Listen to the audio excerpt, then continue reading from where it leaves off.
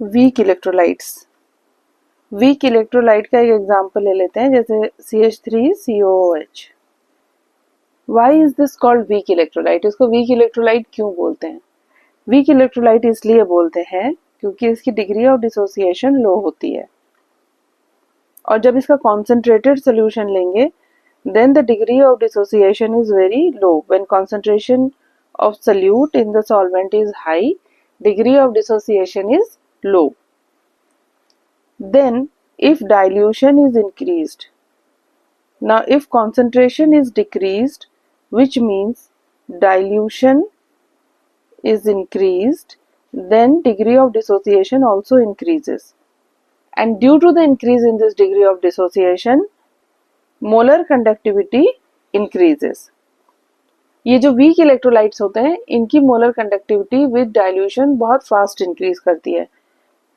The graph of molar conductivity against square root of concentration for acetic acid और any weak electrolyte is like this. Now this graph cannot be extrapolated, this is acetic acid और any weak electrolyte. This graph cannot be extrapolated to get limiting molar conductivity. Why? Because this graph is running parallel to the y-axis. तो इसमें intercept नहीं निकाल सकते.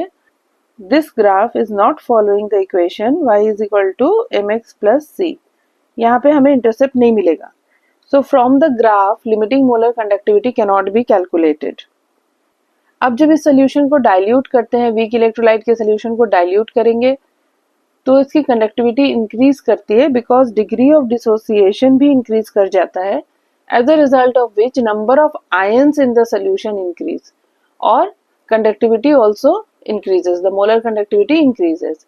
But बहुत ज्यादा dilution means when the concentration is zero and at infinite dilution, जब बहुत ज्यादा डाइल्यूट कर देंगे then the concentration becomes so low that even though the electrolyte dissociates completely, means at such a low concentration or at infinite dilution, the degree of dissociation is equal to 1.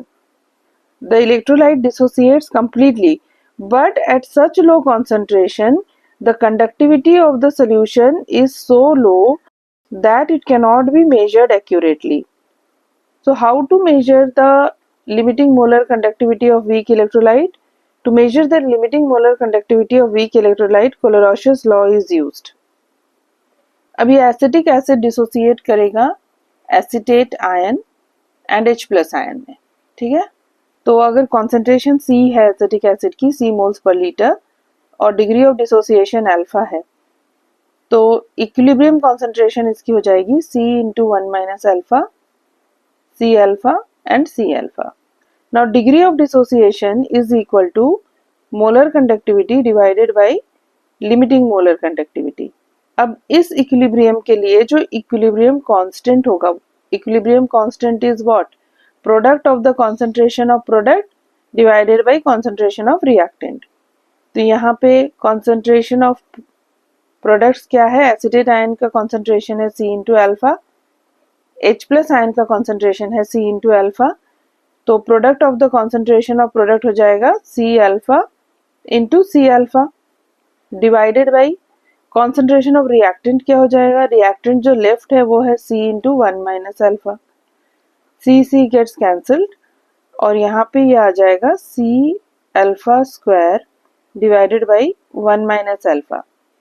अब alpha की वैल्यू क्या है, molar conductivity divided by limiting molar conductivity. Putting the value of alpha, ये equation बन जाएगी C into lambda m divided by lambda naught m whole square divided by 1 minus lambda m divided by lambda naught m. इसको rearrange करके लिखेंगे तो ये हो जाएगा C lambda m square divided by lambda naught m square और यहाँ आ जाएगा 1 minus lambda m by lambda naught m.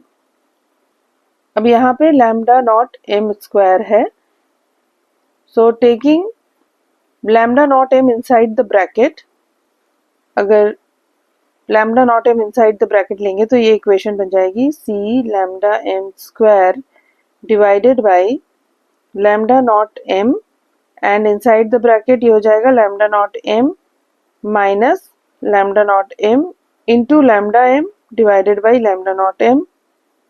Lambda naught m gets cancelled, and this is the final equation which is obtained.